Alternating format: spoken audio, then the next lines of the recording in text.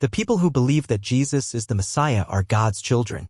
Anyone who loves the Father also loves the Father's children. 2. How do we know that we love God's children? We know because we love God and we obey His commands. 3. Loving God means obeying His commands. And God's commands are not too hard for us, for because everyone who is a child of God has the power to win against the world. 5. It is our faith that has won the victory against the world. So who wins against the world? Only those who believe that Jesus is the Son of God. God told us about His Son. 6. Jesus Christ is the one who came. He came with water and with blood. He did not come by water only. No, Jesus came by both water and blood. And the Spirit tells us that this is true. The Spirit is the truth. 7. So there are 3 witnesses that tell us about Jesus. 8. The Spirit, the water, and the blood. These 3 witnesses agree.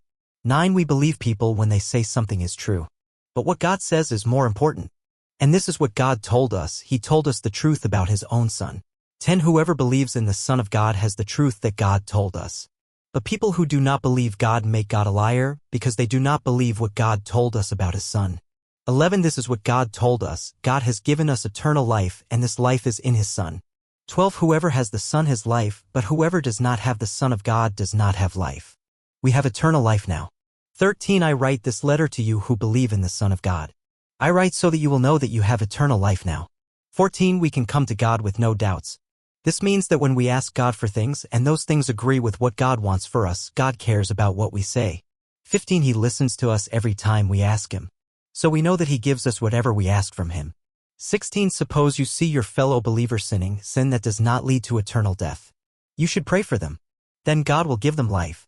I am talking about people whose sin does not lead to eternal death. There is sin that leads to death. I don't mean that you should pray about that kind of sin. 17. Doing wrong is always sin. But there is sin that does not lead to eternal death. 18. We know that those who have been made God's children do not continue to sin. The Son of God keeps them safe. The evil one cannot hurt them. 19. We know that we belong to God, but the evil one controls the whole world. 20. And we know that the Son of God has come and has given us understanding. So now we can know the one who is true, and we live in that true God. We are in His Son, Jesus Christ. He is the true God, and He is eternal life. 21. So, dear children, keep yourselves away from false gods.